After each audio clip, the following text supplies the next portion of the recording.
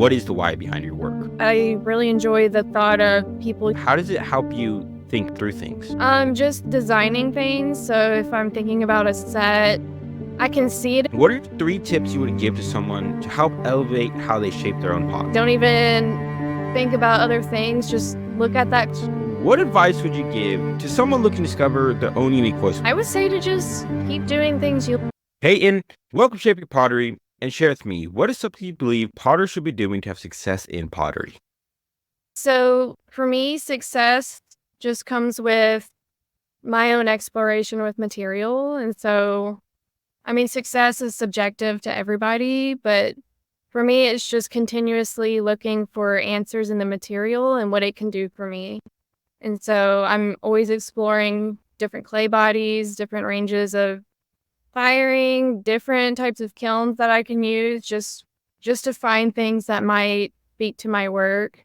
Because you never know, you might stumble across something that just really hits home to you. So that's what I would say. Just keep exploring, keep being curious, be open-minded. Yeah. Absolutely agree. Shaping Nation, be open-minded, be curious so that your pottery can continue to grow. I love that. Right. Now, tell me the story how you got started making pottery. Well, I've always done art. Growing up, I would always draw and paint. I'd always have a sketchbook with me everywhere I went.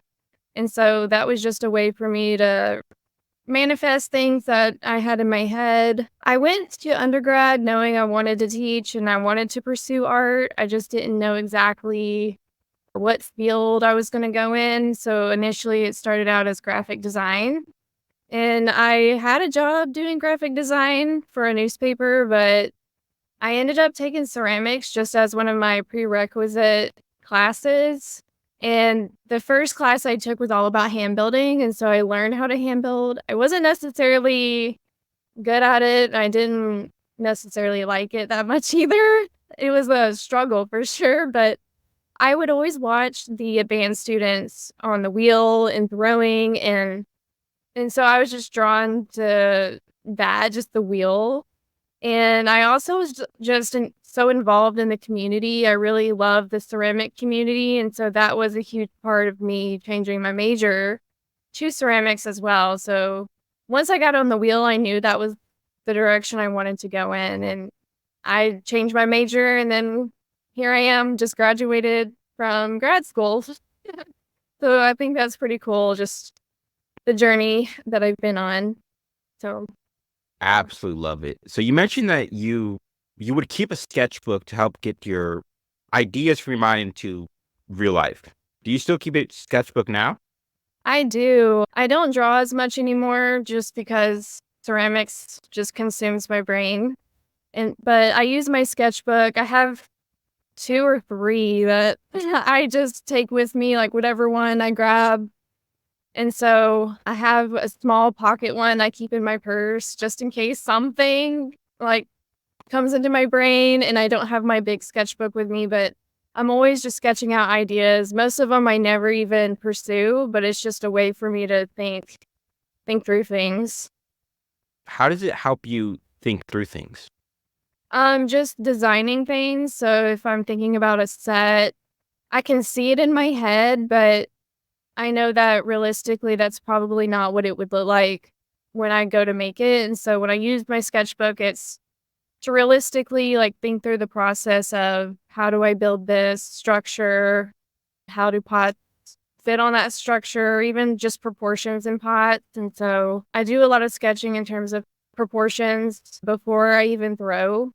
And so I'll have like a whole page full of different proportions for a certain form, like a mug or a cup or even a pitcher, and just thinking about those things before I even start throwing. So it's just a way to help me think through the process of what I'm trying to make before I just go for it, I guess. Absolutely love it. Shaping Nation, how can you use a sketchbook to help you better plan out what you're trying to make and maybe get your thoughts out as well? I love Right. that. So you could growth as an artist to getting your BFA and going through graduate school to get your MFA. Tell me the story about why you decided to pursue these things. Well, again, I got a BFA because I knew I wanted to teach something involving art. But when I realized that ceramics was the road I wanted to go on, and I thought about it, and MFA really opens up job opportunities. And so I know that I wanted to teach on an academic level in terms of maybe just beginning level, college, community college. And so you kind of have to get an MFA to be qualified for those things on paper. But an MFA has really taught me a lot more than I thought it would. And so it was worth it for sure going through that training. And now I just have a lot of options. I can go anywhere if I wanted to. I can do tech jobs, I can do teaching jobs. It just opens up a lot more opportunities. So that's why I did it for sure. How would you say these experiences helped with your growth as an artist? Well, it has taught me how to really dig into why I'm making what I'm making and the things that inspire me, and just it has taught me how to question everything that I do in my work. And I feel like that has led me down a path of making more genuine work to who I am. And so it's just taught me, it also has taught me how to juggle the whole schedule of like teaching and how to keep making your work on top of having a job, which is really difficult. And so just prioritizing those things. So you mentioned finding the why behind your work. What is the why behind your work? That's still a good question. Yeah, that one was really difficult for me. I like to make utilitarian work. I really enjoy the thought of people using my work and my work existing in their homes because they like it. But I've also been exploring sculptural stuff and making stands for work and what that means. And so that's still a question that I'm digging into and that I don't have a definite answer for. I feel like that's a life pursuit for me. Absolutely love it. Shaping Nation, just because you don't have a why doesn't mean you cannot be making pottery that you love. The Right. why is an endless journey. I love that. So now, what is something you learned during your time getting your BFA and your MFA that you still use today? Something that I learned how to just be curious, keep like exploring things, how to juggle a life on top of being an artist and just looking for opportunities in the field, just keeping my hands in clay for sure. Like it's hard to juggle all those things together and still make your own work. And so I feel like that's the biggest thing that it's taught me. So how do you juggle all this pottery and life together? What works for you? Well, for me, I like to get up early in the morning. I used to not, but I realized that getting up at if it's 5 a.m. and just getting into the studio, that's the first thing that I do every single day. Even if I'm just sitting there enjoying my coffee for a little while, at least I'm there. So showing up for my work and just prioritizing that. I know that having a full-time job and if you have a family, like, of course, those things are high on the list. But if I just spend an hour or two in the morning, just even if it's just sketching ideas, that's something. And so I've mapped out that part of my day every single day just for my work, even if that's the only time in my day that I touch clay. Just so it's just a priority for me. Absolutely love that. Shaping Nation, if you can build that habit of getting into the studio, it becomes a lot easier to juggle all of life's uncertainties around you. I love that. So let's talk about your pottery. Tell me a story how you started making the pottery that you make today. Well, in undergrad, when I took my first wheel throwing class, it was all about the quantity of what we were making.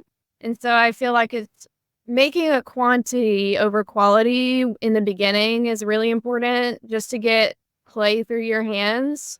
The more clay you get through your hands, the better because you build that muscle memory. And so it was good for me to not contemplate on one piece, just move on. If I mess up, don't you know, think about it too long. Like, okay, that went wrong. Let's try something else the next round. And so just doing quantity, just thinking about the skill and the craft behind it and what makes a good pot. And so just learning how to throw, I mean, that takes a lot of time.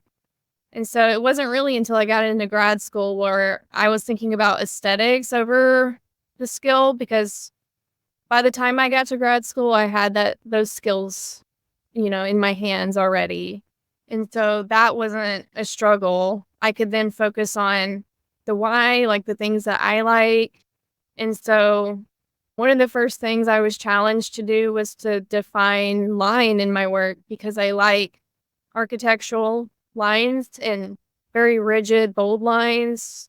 And so defining that for myself really led me into how my forms came about. So I was thinking about line and forms and how things could constrict or expand in different ways. I would do these whole series of a cup. I would just take a cup and think, okay, if I constricted it here and expanded it here more and more each time, what would that do? And I would push myself to the point to where it wouldn't work functionally anymore. And so it was more about aesthetics. And so I've been trying to balance the two, because utility is still really important for me, but I've been challenging the way I look at the aesthetics of a pot over utility. So yeah, those things came from looking at architecture and birds for me. You mentioned that you were challenge yourself with the aesthetic of the pot. Tell me more about that. Yeah, so utility has been really important for me. And so I always made that priority. But coming to grad school, it's been really difficult, because a pot doesn't have to work for it to be beautiful, and it could still be a pot. And so I took utility out of my work for a while, and I would close spouts up just so I wouldn't worry about it working, and just thinking about the proportions that I would find in a pot. Sorry, I have a cat. So yeah, I would just think about the proportions and don't even worry about how it worked. And that helped me see things differently. I can always go back and make those aesthetics utilitarian again, but it was just crucial that I close things off and not even worry about, oh, is this pot gonna pour right? I just wanted to say something else in my work that wasn't about utility. It was about line and architecture and birds and all this combination of things that I like. Absolutely love that. Shaping Nation, you don't have to be making functional pottery to make a beautiful pot. It doesn't have to work. You can make whatever you want. I love that. So, something I found interesting from your website is you said, my work is centered around the solitude found in morning coffee. Can you tell me more about this? Yeah, so that was one of my favorite things that I discovered in grad school. Again, like I would go to the studio super early every single morning. I'd get there at like 5:30 or 6 in the morning, and I would just make a pot of coffee, and that would just be my time where it was quiet, literally the only quiet time I would get during the day. And so I would just enjoy my coffee and just sit there and think about the day ahead and the work that I wanted to make and how I was teaching my class and all these things. And so when I got into thesis, I realized, oh, like this is something that I do every single day. And so I started digging into why that was. And so my work for my thesis revolved around that. Just the solitude that I found. That's my peace and quiet for the day. And so when somebody uses my work, I would hope that it would give them a chance to slow down and to appreciate those quiet moments in their day, because I know that it's the same for everybody. Like, life is crazy, and those quiet moments are hard to come by. And so if they are using this handmade object, maybe they look at it and they think, oh, I love that color. I love that texture on it. And maybe it takes a moment just for them to like slow down and think about it a little bit more. And maybe that'll, they'll think about other things in their life. just finding those quiet moments pretty much. I absolutely love that. That's super amazing. So you make some amazing shapes with your pottery. What are 3 tips you would give to someone to help elevate how they shape their own pots? Yeah, thank you. So, one, I would say quantity again, just keep making, maybe pick one form like a cup and just make 50 of those in a row. Like, don't even think about other things. Just look at that cup, make 50 of them. And then maybe from there, take the one that you like the most and think about why you like it. And then make 50 more of that one. And maybe change something every single time you make one, alter it just a little bit. Personally, for me, that's what I do. Every time I come across a form that I want to explore and try to find proportions in it, I'll sit there and make 50 of them. And then again, I also look into history a lot for forms. And so just looking at historical vessels, I've been looking at bronzeware from the Bronze Age in China. Also, just different types of pouring vessels all over the world that I have found in history. It doesn't have to be ceramic. I've been looking at silver and glass sets just to see how those came together aesthetically. And so yeah, I would just do quantity and then pick the one that you like and just alter that one, even if it goes beyond utility, even if it doesn't work anymore. And then a lot of history, like just diving into history, finding forms you like in history, and seeing how you can translate those into the forms you're making. Absolutely agree. I love that. Shaping Nation, the simplest way to improve your pottery or to make a good shape is to make a buttload of pots. Keep making a buttload of pots because that's how you're going to be able to find something that works. I love Mm. that. So let's talk about discovering your voice. Can you tell me about the moment when you knew you were heading in the right direction with your pottery? That's a good one. I feel like that's something I'm still working on. I've always been a very tight potter. Like I love clean work, and again, utility in my work is really important. I guess like it wasn't until this like a month ago maybe where something in my work finally clicked for me. And I was like, "Oh, like I feel like this is speaking to who I am more than it ever has." And so I've just been trying to dive into the things that I like, trying not to look at contemporary stuff so much. Like it's good to be aware of what's going on in the world, but I try to base all of my research off of history and the things that I enjoy around me. So like architecture or birds, finding things out of those and just putting those into my work. And then just thinking about the why again. So like the morning ritual of coffee, like why do I like that? And so all of that coming together finally, like I feel like now at the end of grad school, I have found something that my voice, I guess, in my own work. And it feels good. It really does. Like just to have something like, oh, that's Peyton. How long do you think this took you to get to this point? I've been doing ceramics for about 10 years. There's been gap years where I didn't make any work, but just the culmination of the 10 years, just going through school has helped a lot. I feel like I would not be where I am without the training I've had.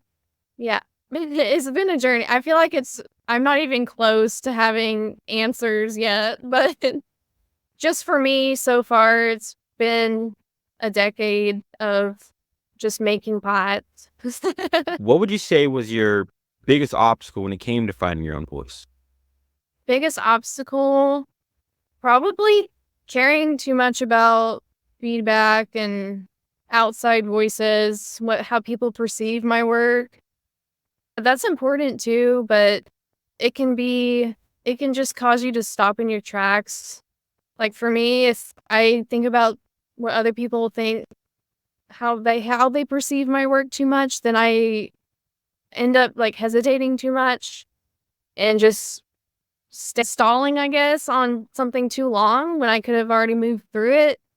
And so just trying to get that out of my head and be like, okay, I like these things and that's valid. Like, it's okay to like certain things as who you are. And so just accepting that and trying to listen to myself more. I guess so. Absolutely love that. Shaping Nation, there's going to be a bunch of outside feedback, a bunch of people telling you maybe how you should make your pottery. But you have to listen to your gut and stay focused on what you like to make. I love that. Now, what is one thing you wish you knew when it came to finding your own voice? Hmm. One thing that I knew, probably that it's not going to click automatically, that it does take time. And so when I feel frustrated with something that I'm making, and I'm like, no, this doesn't feel right. It doesn't feel like me, or like I just sit with it. And even if it's not something I like immediately, like I'll pull a piece out of a kiln. I'm like, no, like I immediately want to throw it in the dumpster. But I've trained myself to just keep those pieces and look at them, think about them, like maybe why I don't like them, and then challenge that. And so just accepting those, what I think are failures at first, but end up becoming probably segues into new ideas. And so just keeping that in mind, like if I get frustrated, it's okay. Like just sit with the work for a little while. I love that. I've never heard of that before, and it makes complete sense when you say it out loud. I love that. So now, what advice would you give to someone looking to discover their own unique voice with their pottery? I would say to just keep doing things you like doing. Be open-minded, of course, like maybe try new things. I think it's fun to try new materials, find new ways of firing. How do you combine materials? And so just staying curious, but always doing the things that you enjoy doing. And look into the things that inspire you and just sketch those out. Find ways of abstracting those things. For me, that's what I do. So just listening to yourself again. Absolutely love that. Some excellent piece of advice right there. Peyton, it's been so great chatting with you today. And as we come to a close here, what is one thing you want to hammer home with my listeners today? I'd say just to find your joy, find the joy in making, even like if you're frustrated with work and things aren't shaping the way that you think they should be shaping, still find joy in that. And remember to slow down, to breathe, think about what makes you happy while you're making. For me, that's what I do. Even when things get crazy, I slow down. I'm like, okay, I know I have a deadline. I know I have projects coming up, but I'm going to sit here and enjoy throwing and making. And so just trying to keep that in mind. Some excellent parting words of advice.